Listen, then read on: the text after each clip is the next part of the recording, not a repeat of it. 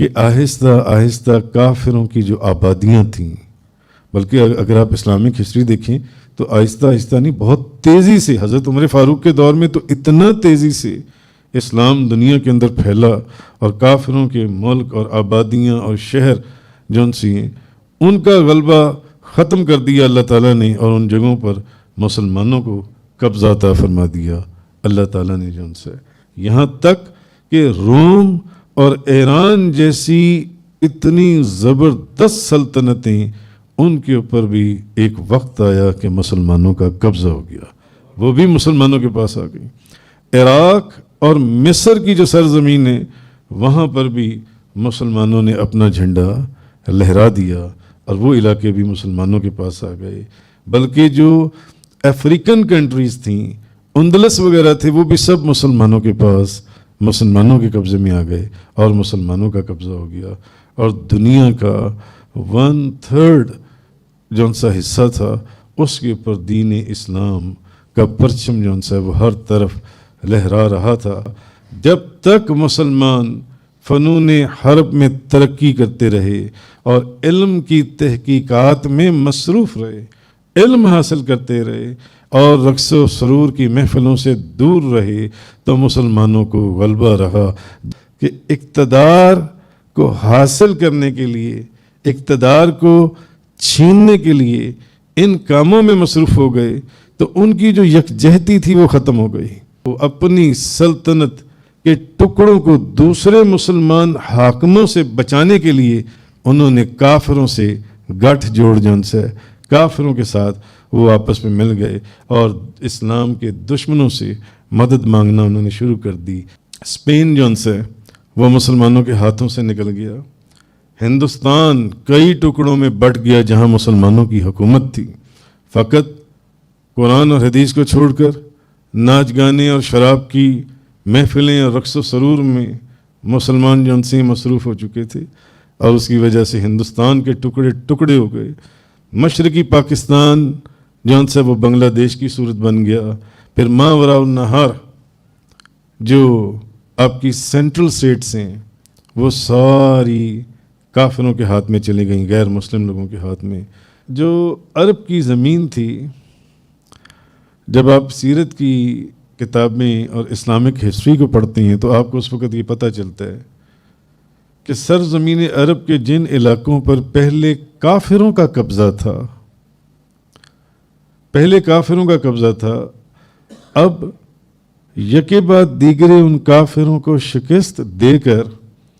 ان علاقوں پر مسلمان نہ صرف ان علاقوں کو فتح کرتے چلے جا رہے ہیں، بلکہ وہ علاقے مسلمانوں کے قبضے میں بھی آتے جا رہے ہیں۔ آہستہ آہستہ وہ کفار کے، مشرکین کے علاقے سب مسلمانوں کے قبضے میں آتے چلے جا رہے ہیں۔ جن جن علاقوں پر کافروں کی حکومت تھی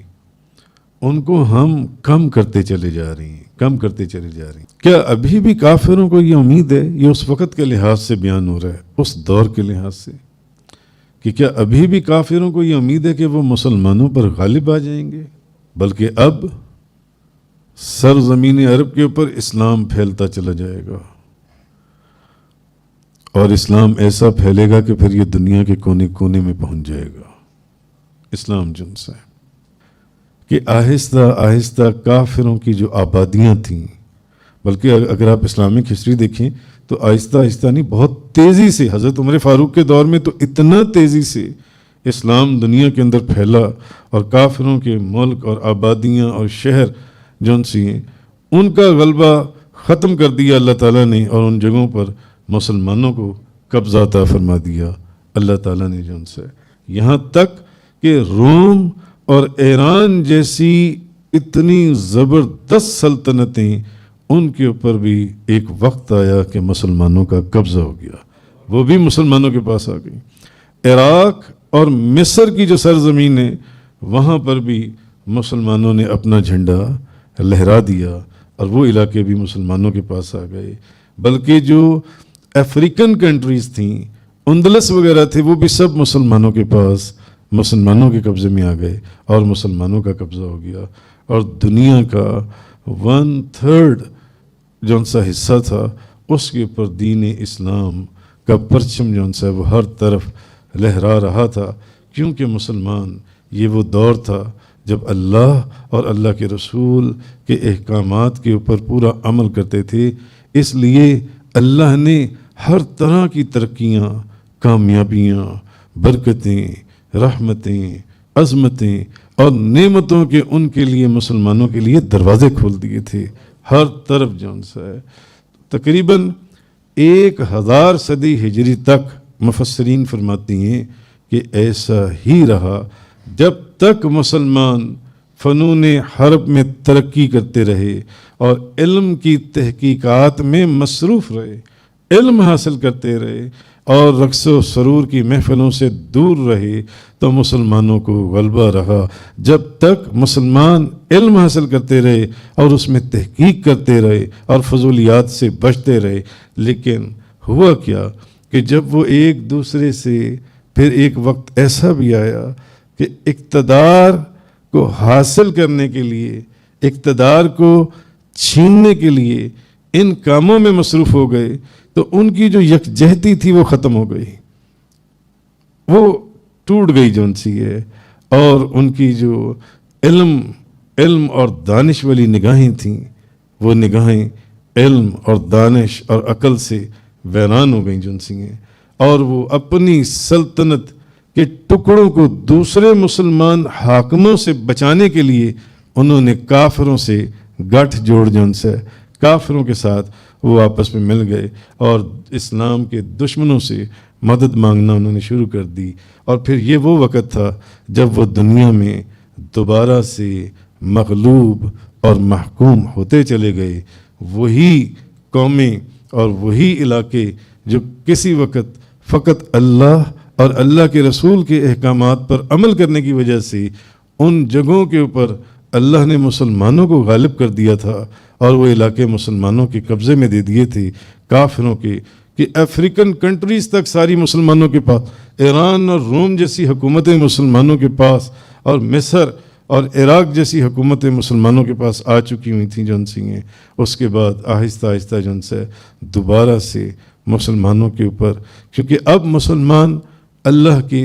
अहकामात जो कुरान करीम के अंदर या अहादीस की सूरत में अल्लाह और उसके रसूल ने हम तक पहुँचाए थे, उनके ऊपर अमल करना आहिस्ता आहिस्ता छोड़ते जा रहे थे। और ये वो दौर था कि फिर स्पेन जौन से वो मुसलमानों के हाथों से निकल गया, हिंदुस्तान कई टुकड़ों में बट गया जहाँ मुसलमानों की हुकूमत थी। फ़कत कुरान और हदीस को छोड़कर नाच गाने और शराब की महफिलें और रक्स व सरूर में मुसलमान जौन से मसरूफ़ हो चुके थे और उसकी वजह से हिंदुस्तान के टुकड़े टुकड़े हो गए। मशरक़ी पाकिस्तान जौन से वो बांग्लादेश की सूरत बन गया। फिर मावराउन नहर जो आपकी सेंट्रल स्टेट्स हैं वो सारी काफिरों के हाथ में चली गई, गैर मुस्लिम लोगों के हाथ में, USSR रशिया के अंदर चली गई जौन सी हैं। तो अब अगर आज आप पाकिस्तान को देखें, जो पाकिस्तान का हाल है, तो पाकिस्तान में भी इस वक्त पाकिस्तान डगमगा रहा है। अरबों खरबों मिलियंस के कर्ज़ों के अंदर पाकिस्तान डूबा पड़ा है। हर दूसरा बंदा आपको रोता हुआ नज़र आएगा, हर दूसरा बंदा आपको तड़पता हुआ नज़र आ रहा है, हर तीसरा बंदा परेशान है। कहीं बीमारियां हैं, कहीं तकलीफ़ें हैं, कोई बिजली के बिलों को रो रहा है, कोई गैस का बिल नहीं दे सकता, कर्ज़ों पर कर्ज़े लिए जा रहे हैं। और जिनकी पहले इतनी इज्जत थी, अब मजबूर हालात के पेश नज़र हर दूसरा बंदा या बैंकों से कर्ज़े लिए हुए हैं, या रिश्तेदारों से कर्ज़े लिए हुए हैं, या महल्ले वालों से कर्ज़े लिए हुए हैं, कर्ज़ों के बोझ के अंदर डूबे हुए हैं। कहने का मकसद क्या है? जब कुरान और हदीस से हटेंगे, जब कुरान और हदीस के अहकामात के ऊपर अमल नहीं करेंगे, अल्लाह ने कानून वज़ा कर दिया कि फिर ज़िल्लत और रुसवाई का दरवाज़ा खोल दिया जाएगा।